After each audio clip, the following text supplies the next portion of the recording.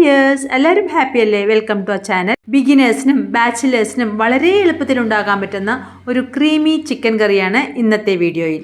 വെള്ളത്തിലിട്ട് കുതിർത്ത 10 കാഷ്യൂനട്ട് ആദ്യം തന്നെ നമുക്കൊന്ന് അരച്ചെടുക്കാം. എല്ലാ ഇൻഗ്രീഡിയൻസും അടുത്ത് റെഡിയായി വെക്കുകയാണെങ്കിൽ നമുക്ക് പെട്ടെന്ന് കറി ഉണ്ടാക്കാം. ഒരു കടായിൽ 3 ടേബിൾ സ്പൂൺ വെളിച്ചെണ്ണ ഒഴിച്ച് അതൊന്ന് ചൂടായി വരുമ്പോൾ 3 സവാള വളരെ തിന്നായി അരിഞ്ഞതും അതൊന്ന് വഴണ്ടി കിട്ടാനായി കുറച്ച് ഉപ്പും 2 പച്ചമുളക് നെടുകെ മുറിച്ചതും കുറച്ച് കറിവേപ്പില കൂടിയിട്ട് ഒന്ന് വഴറ്റി കൊടുക്കാം. ലോ ടു മീഡിയം ഫ്ലെയിമിലിട്ട് സവാള നല്ല ഗോൾഡൻ കളർ ആവുന്നത് വരെ വഴറ്റണം. ഇതിലേക്ക് 1 ടേബിൾ സ്പൂൺ ഇഞ്ചി വെളുത്തുള്ളി പേസ്റ്റ് കൂടിയിട്ട് ഒന്ന് വഴറ്റാം. ഇഞ്ചി വെളുത്തുള്ളി പേസ്റ്റിന്റെ പച്ചമണമെല്ലാം നല്ലപോലെ മാറണം കേട്ടോ. തുടരെ ഇളക്കി കൊടുത്ത് വേണം വഴറ്റാൻ. സ്റ്റവിന്റെ ഫ്ലെയിം ഒന്ന് ലോ ആക്കിയ ശേഷം ഇതിലേക്ക് 1/4 ടീസ്പൂൺ മഞ്ഞൾപ്പൊടി, 1/2 ടീസ്പൂൺ കുരുമുളക് പൊടി, 1/4 ടീസ്പൂൺ പെരിഞ്ജീരകപ്പൊടി, 1 ടേബിൾ സ്പൂൺ മുളക് പൊടി, 1/2 ടേബിൾ സ്പൂൺ മല്ലിപ്പൊടി, 1/2 ടീസ്പൂൺ ഗരം മസാല കൂടിയിട്ട് ഒന്നുകൂടി വഴറ്റാം.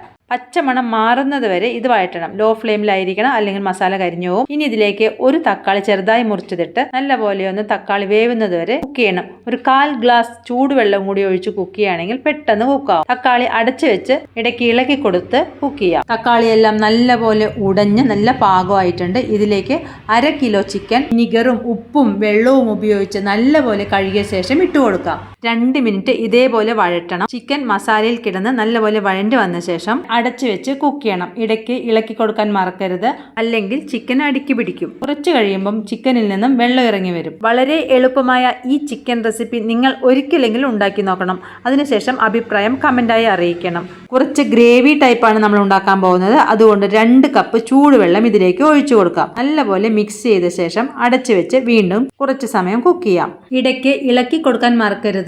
ഈ റെസിപ്പി നിങ്ങളുടെ ഫ്രണ്ട്സിനും ഫാമിലിക്കും കൂടി ഷെയർ ചെയ്യണേ. നമ്മൾ ആദ്യം കാഷ്യൂ പേസ്റ്റ് ഉണ്ടാക്കി വെച്ചത് ഓർമ്മയുണ്ടല്ലോ, അത് നമുക്ക് ഇതിലേക്ക് ഒഴിച്ച ശേഷം ഒരു 10 മിനിറ്റ് കുക്ക് ചെയ്യാം. ചിക്കൻ കറിയുടെ മണം ഒന്ന് എൻഹാൻസ് ചെയ്യാനായി 1/4 ടീസ്പൂൺ ഗരം മസാല ഇട്ട് കൊടുത്തിട്ടുണ്ട്. സ്റ്റൗ ഓഫ് ചെയ്ത ശേഷം കുറച്ച് സമയം അടച്ചു വെക്കാം.